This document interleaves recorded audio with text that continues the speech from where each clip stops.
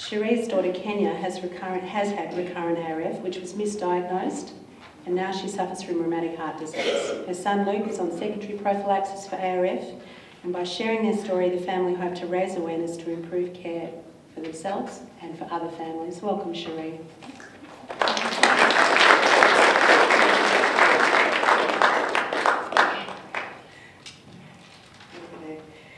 My two teenagers are now grounded for the next 6 months for letting me come up here first.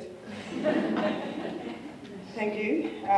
Firstly, I'd like to acknowledge the traditional owners, past and present of the land we stand on, and thank you for the opportunity to tell my story. My name is Cherie McAdam, born and raised in the Kimberley region of Western Australia, one of 6 children, and I belong to 2 tribes, the Gidja people and the Jari people. My journey began at a very young age when it comes to issues of the heart, and this was because I was born to a woman who had a heart condition, 1 blocked valve. My mother, because of her heart condition, it meant that as a child she could not walk to school and she had to ride her pet donkey, Mr. McGroddy, to get her to school and pick her up for Smallville and whatever she had to do during the day. She was also told not to have more than 2 children and that she would not live past the age of 21. My mum was a woman of faith, and she went on to have 6 children, and her baby was born at the age of 44. And she went home to be with the Lord at the age of 51. Throughout her life, my mother was an advocate for health. I saw my mother go through open heart surgery at the age of 15. On October 26, 2009, I gave birth to my daughter Mercy, who was born with a congenital heart murmur. 6 days later, my oldest son, Luke, was hospitalized with the effects of chorea, a direct result of rheumatic fever. 6 months later, my oldest daughter, Kenya, went into coronary heart failure. She was hospitalized after a heart murmur was picked up. That very night, she went into heart failure and was sent to the high dependency unit in Darwin. On her arrival into Darwin, they found that she not only had rheumatic heart disease, but she also had pneumonia and had septicemia. At the time of admittance, she had 1 damaged valve. By the time she reached Adelaide Hospital 3 months later, she was now told by doctors that she had 3 damaged valves and that she would need ongoing surgery.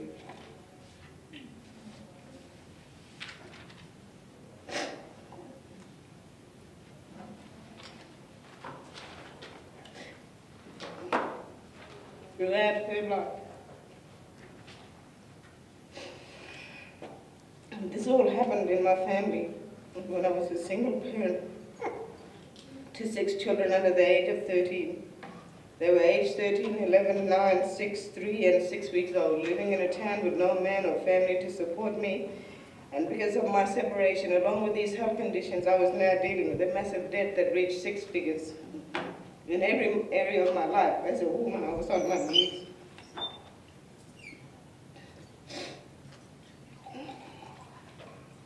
My life experience was that as a 15-year-old girl, like I mentioned, I saw my mother go through heart surgery.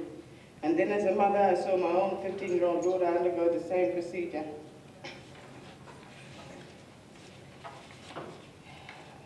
To date, my baby's heart murmur, Mercy, has been resolved, and she is now free from any further specialist appointments. And our highlight for her, and I know she's well and truly up to track, is that she won her first little 50-meter dash at the local Kindy Athletics Carnival just the other day, so she's doing fine.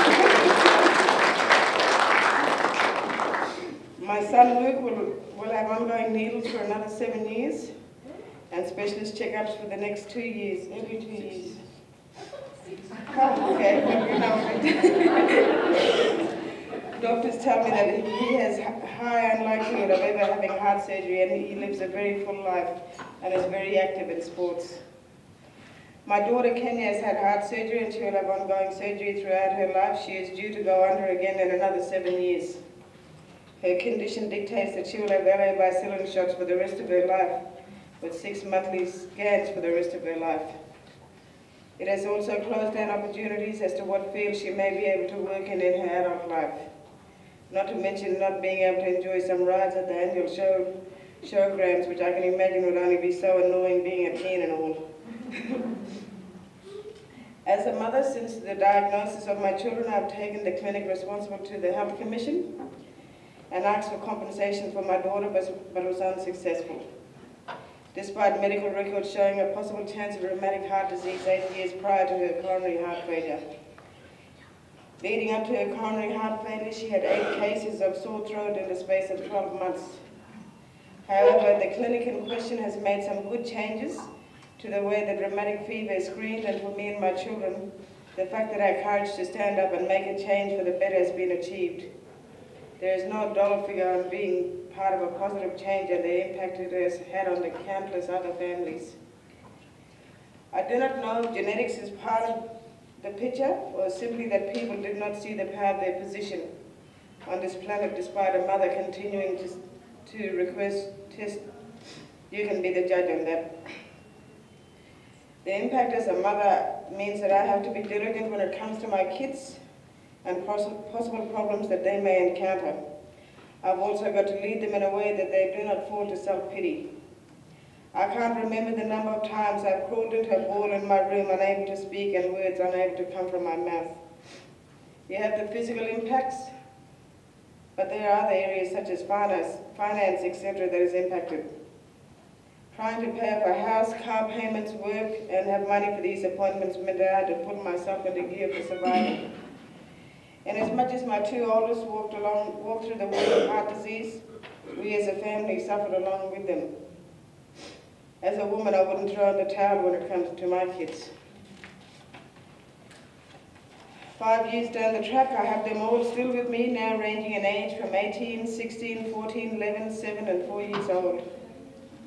I'm proud to say that even though we have been thrown a curveball in life, that we as a family have risen to the challenge.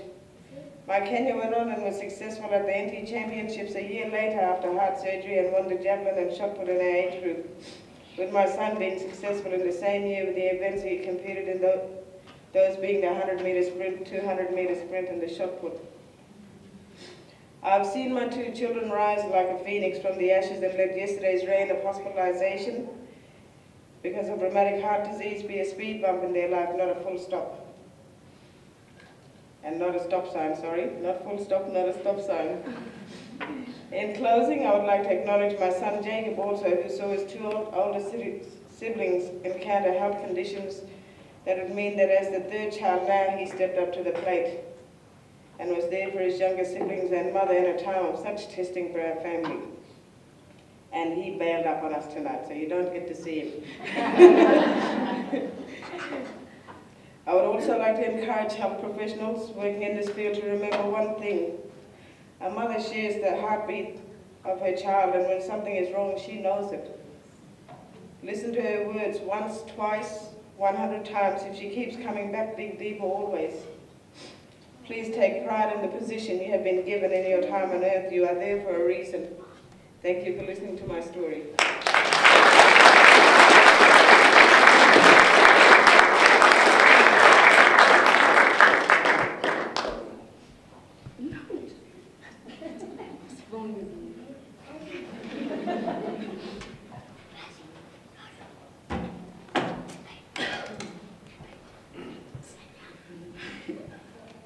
Hello everyone, my name is Luke. I was diagnosed with rheumatic fever at the age of 12. 6 days after my little sister was born. I had been flown out to Darwin and had been treated there for 6 weeks and then moved back to Katherine. When I was in Katherine, it felt like I was alone. Only my uncle was there to talk to and no one had really came to visit me. My mum and my family only started visiting me after they thought it'd be okay to see me. When they came to see me, I knew that I wasn't alone, and I knew I had hope. When I had been let out of hospital, I was out of sport for 2 years, and it was really, really boring. So, after 2 years without sport, my mate asked me to play rugby for his team. On my first game, I scored 4 tries. And and then later on got selected for NT and the Cowboys Academy. Then I went to Camilla and did a lot more sport.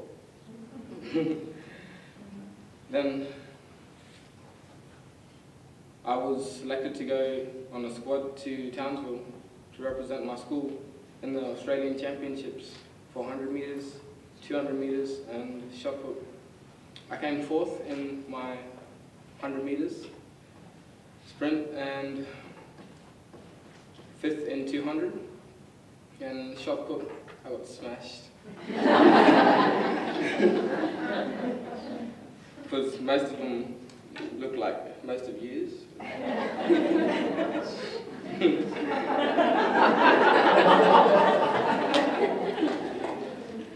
Yeah, they were pretty big. Yeah, and then on the trip home I looked back at my video camera showing my races, and it reminded me on how much I've came back from being diagnosed with rheumatic fever and how much you can bounce back from all of this. Thank you.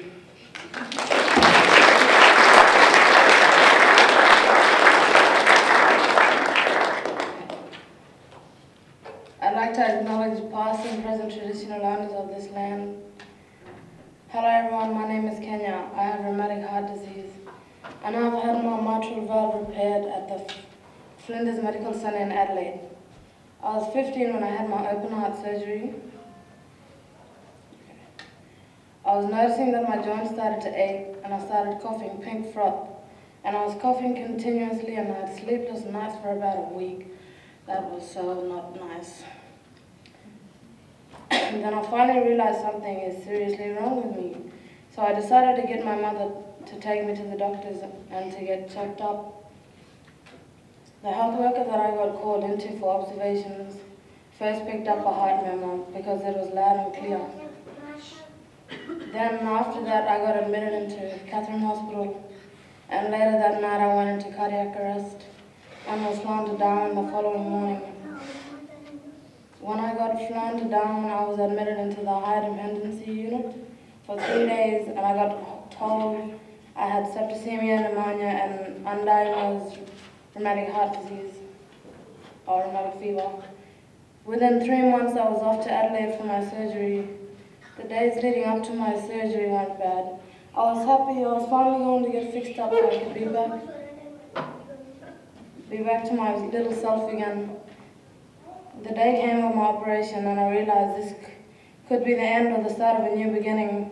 And I was so emotional, and all I could think about was my siblings growing up and not having their big sister around for them. Most of all, I was thinking about how hard it was going to be to do things after my operation. After I woke up out of my operation, I felt so relieved that I was still alive. I was in pain, but the fact that I was still alive sort of took some of the pain. I woke up and my mother was not there beside me because she was in hospital for food poisoning.